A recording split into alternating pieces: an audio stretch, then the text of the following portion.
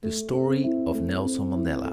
Nelson Mandela, a prominent figure in the fight against apartheid in South Africa, led an extraordinary life, filled with rebellious spirit, resilience, and ultimate triumph. In his early years, Mandela displayed a rebellious nature that would shape his path. There are many people who feel that it is useless and futile for us to continue talking peace and non-violence against a government whose reply is only savage attacks. Born on July 18, 1918, in the rural village of Mvezo, he was exposed to the injustices of racial segregation from a young age. As a student, Mandela became increasingly aware of the racial inequality that plagued South African society. He joined the African National Congress, the ANC, a political party dedicated to fighting for the rights of black South Africans.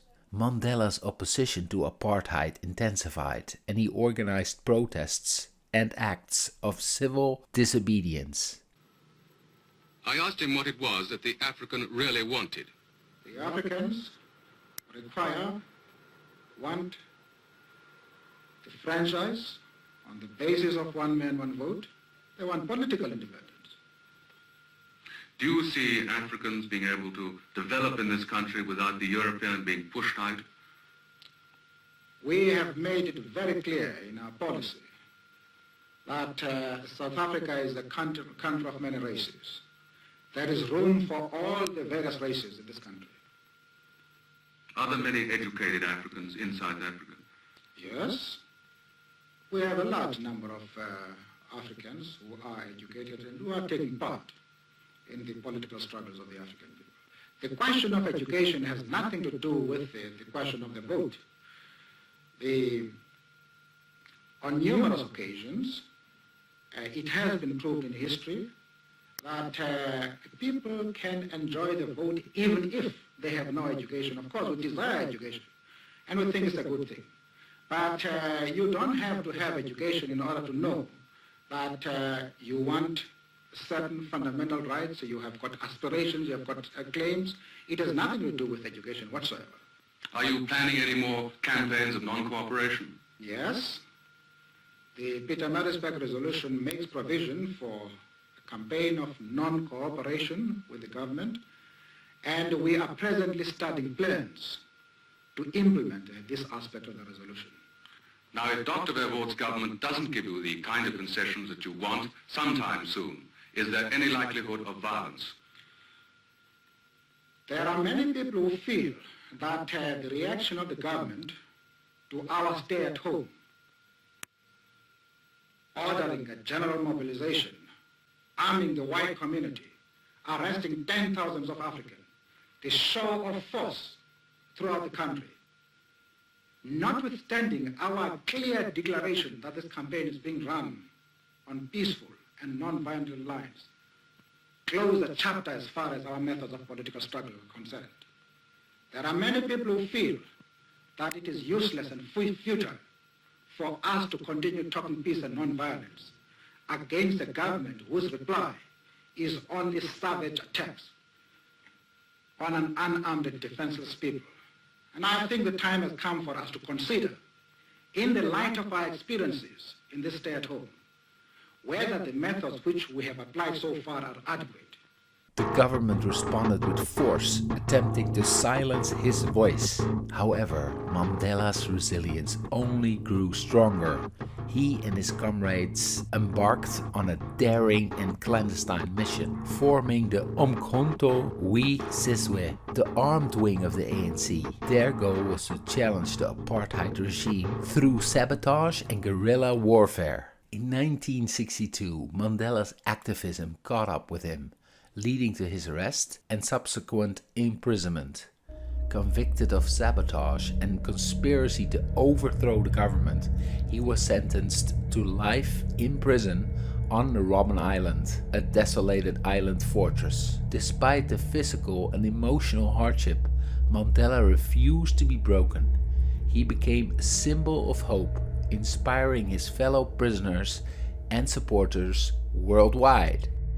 As the years passed, Mandela's cause gained international attention. The pressure on the South African government to release him grew, and after spending 27 years behind bars, Mandela emerged from prison on February 11th, 1990. The world watched in awe as he walked to freedom.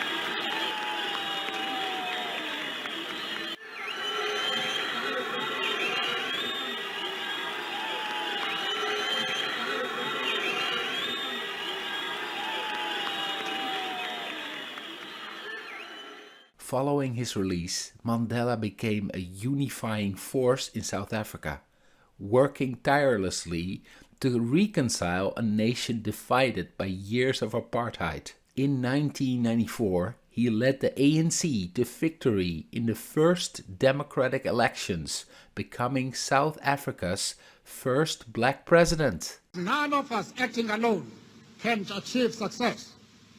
We must therefore act together as a united people for national reconciliation, for nation building, for the birth of a new world. Let there be justice for all. Let there be peace for all. Let there be work, bread, water, and salt for all. Let each know that for each, the body, the mind and the soul have been freed to fulfill themselves. Never, never, and never again shall it be that this beautiful land will again experience the oppression of one by another. Mandela's presidency was marked by his commitment to justice, equality, and forgiveness. He established the Truth and Reconciliation Commission, aimed at healing the wounds of the past and fostering national unity. Mandela's legacy extends far beyond his political achievements. He remains an enduring symbol of resilience, forgiveness, and the power of the human spirit. In 1993, he was awarded the Nobel Peace Prize for his exceptional efforts in dismantling apartheid and promoting reconciliation. Nelson Mandela's journey from rebellious activist to political prisoner and ultimately to a beloved leader is a testament to his unwavering determination and the triumph of justice in the face of adversity. For anybody who changes his principles depending on whom he is dealing, that is not a man who can lead a nation.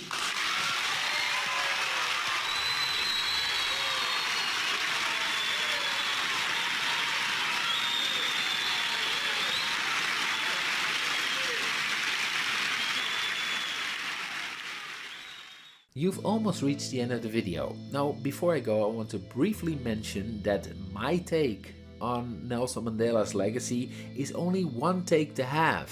There are other takes out there, for instance, of way more critical people of Nelson Mandela's legacy.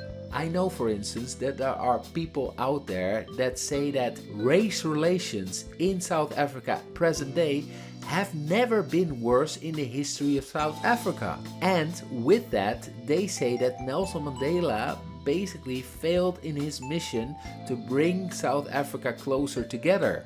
Furthermore, I know that there are critics out there that say when the ANC was weaponized in the 50s and 60s, they killed a lot of innocent people. Some even claim that Nelson Mandela might have had something to do with these killings. In this video, I explicitly kept away from all of this innuendo. Instead, I wanted to focus on the positive message of Nelson Mandela and his life. If I look at Nelson Mandela, I see a really brave man that sacrificed a lot for his goal, for his higher purpose of fighting for a better life for his people. I salute Nelson Mandela for that, and that's why I focused on the positive, and I hope you appreciated that in this video. Anyway, I want to thank you very much for watching this video, and I want you to have a really nice day. Bye!